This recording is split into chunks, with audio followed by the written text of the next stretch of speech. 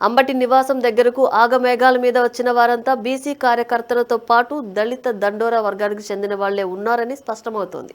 గుంటూరు సిటీలో ఉన్న సీనియర్ నేతలంతా నిమ్మకు నీరెత్తినట్లు వ్యవహరించారనే విషయం ఇప్పుడు పార్టీలో హాట్ టాపిక్ గా మారింది. వీరిలో ఆలపాటి, ప్రత్తిపాటి మంత్రి పదవులు కూడా అనుభవించారు. ఎరపతినేని, ధూళిపాళ్ల పదవుల కోసం ఎదురు చూస్తున్నారు. పదవులు కావాలి కానీ పార్టీకి, కార్యకర్తలకు అండగా ఎందుకు ఉండటం లేదనే ప్రశ్నలు వినిపిస్తున్నాయి. అయితే ఈ ప్రశ్నలకు సమాధానం తెర వెనుక వ్యాపార సంబంధాలేనా అనే ఆరోపణలు వినిపిస్తున్నాయి. కొంతమంది నేతలైతే ఇలా ధర్నాలు, ఆందోళనలకు వెడితే సొంత పార్టీ నేతలని కూడా చూడకుండా కేసులు పెడతారని, కాబట్టి మళ్లీ అవసరమా అని గమ్ముగా ఉన్నారనే మాట కూడా వినిపిస్తోంది.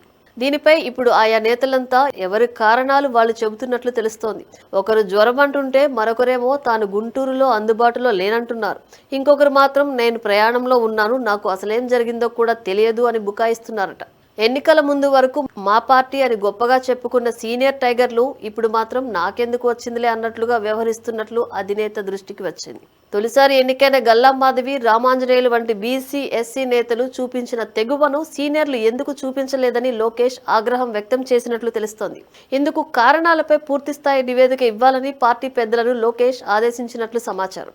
పెద్దలు నిజాయితీగా నివేదిక ఇస్తే వైసీపీ నేతలతో టీడీపీ ఎమ్మెల్యేల తెర వెనుక వ్యాపార సంబంధాలు తప్పకుండా బయటపడతాయనేది పార్టీ కార్యకర్తల మాట. ఏది ఏమైనా వైసీపీ నేతలతో ప్రస్తుత టీడీపీ ఎమ్మెల్యేలు తెర వెనుక అనుబంధాలు, వ్యాపార సంబంధాలు తెంచుకోకుంటే వారి రాజకీయ భవిష్యత్ అంధకారం కావటం ఖాయం.